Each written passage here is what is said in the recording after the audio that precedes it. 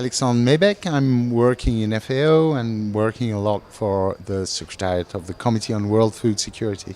It is the responsibility of the state to ensure the food security and also the food safety of its own population. But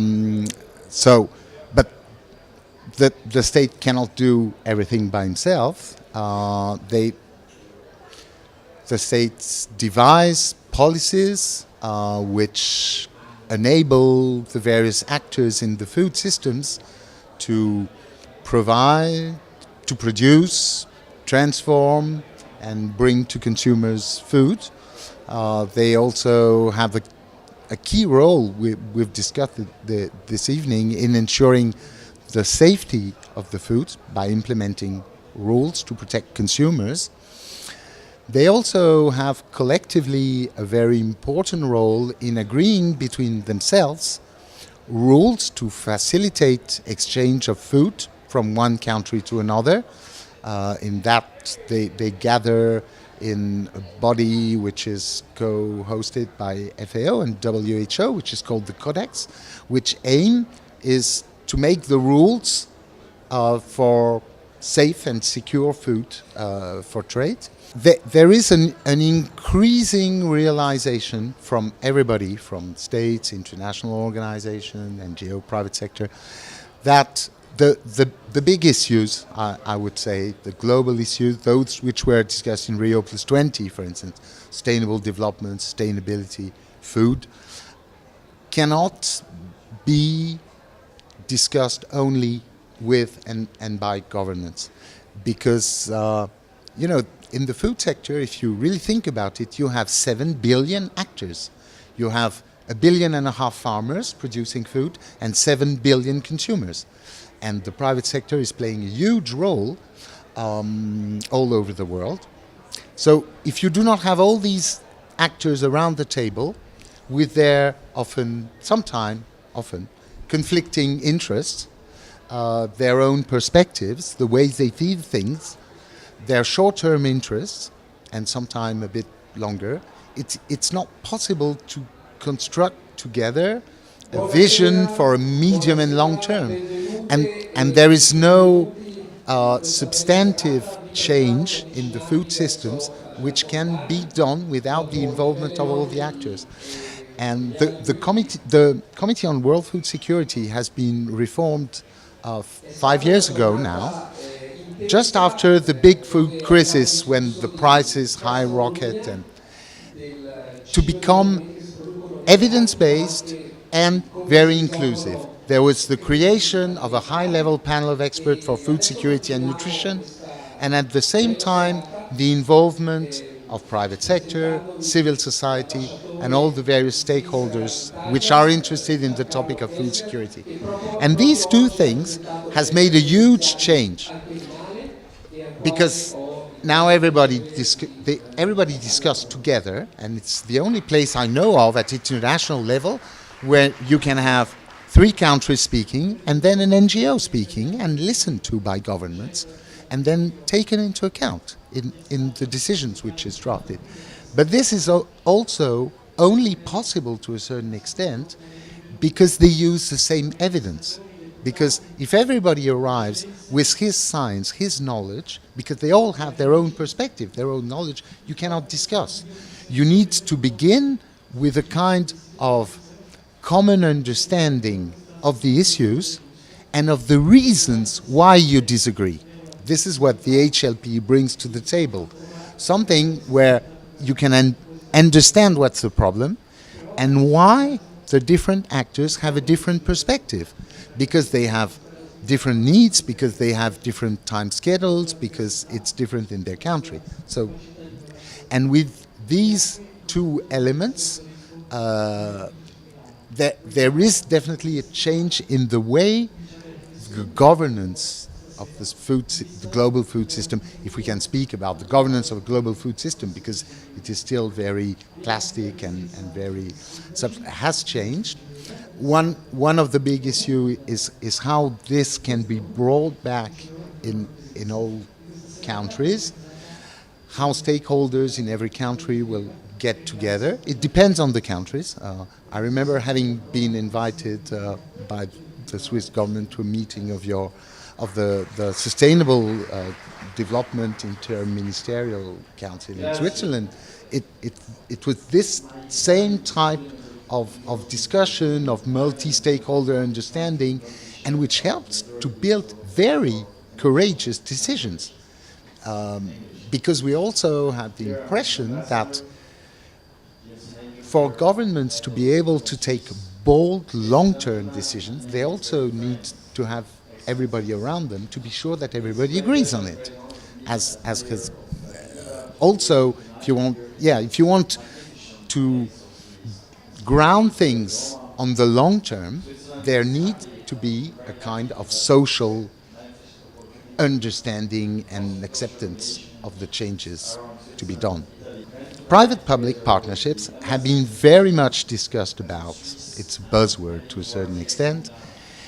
And at the same time, it covers a lot of different things. And we also, especially in Western countries, tend to have this image of a co-investment for a public, how do you say, edificio, building, for instance, or a public service.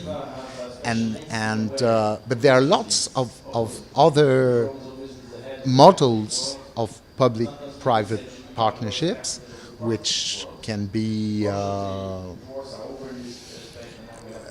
even a dialogue from the public sector with the private sector before creating a policy to a certain extent is a public-private partnership to create a policy.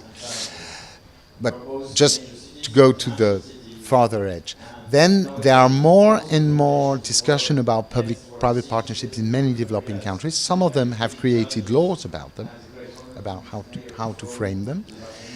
And there is also, which is now even more interesting, following your last question, the idea that if you have a public-private partnership, you need a third one. You need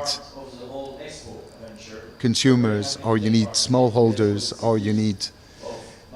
And so there are more and more of this thinking about triple partnerships. When the new Director General took his functions, he asked for a trend exercise. The idea was to identify the 10 biggest issues for agriculture and food in the world, not only challenges for the organization, but challenges for the whole agriculture and food world. Among these, there was consumption, the increase of consumption, the changes in consumption pattern. There was price volatility, of course. There was natural resources and how to exploit them in a better way. There was climate change. I don't remember all of them. The changes of the systems and what it changes in terms of diets, in terms of social issues in the countries, and how it evolves.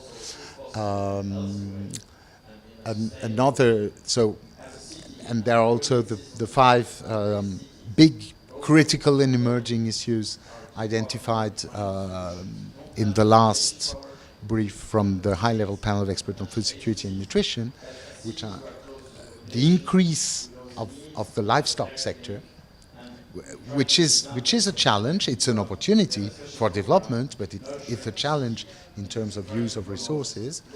The potential impact of financial tools, markets, how it interrelates with energy prices, food prices, because this is new. The interrelations in the changes of diets and in nutrition issues with the transformation of the food systems, inequalities and poverty, because this is one of the most important issues for hunger, and how do we change the systems towards more sustainability. So in all, these governments do have a role to play, both in their country and discussing together at the international level. And they also have a very important role in putting together the other stakeholders at national level. And there are also these issues we've discussed this evening about how to get prepared, how to monitor, and how to manage risks at national level, but also internationally, transboundary diseases, transboundary pests, climate change, price volatility. All these issues now have also a global dimension, and it is the countries between themselves who can manage these type of issues with the support when requested for of the various international agencies in the field. In Western countries, the food price crisis of 2008 arrived as a real shock. People rediscovered hunger, and they rediscovered that food could be an issue even in developed countries. Prices were going up. And because we've forgotten that for years and years, the prices of food were going down and everything was all right, and we just forgot it. There is a risk that we forget it again, and that we will have again such a crisis. Expo di Milano is a huge opportunity to rediscover how important food is, how important are the people who produce it, the way it is produced, the areas where you make it, to realize again that it's not a given, it is lots of work, lots of conditions, if we want to still have food in our plates. So this is what Expo is about, a great opportunity to rediscover our food and all which goes with it, the culture, the social relationships, the foreign countries where it's coming from, the local areas where it's produced. All what's going with food in 6 months will be shown in the same place, with all the countries being there, all the producers being shown, how it is produced, what are the issues, what are the challenges for the future.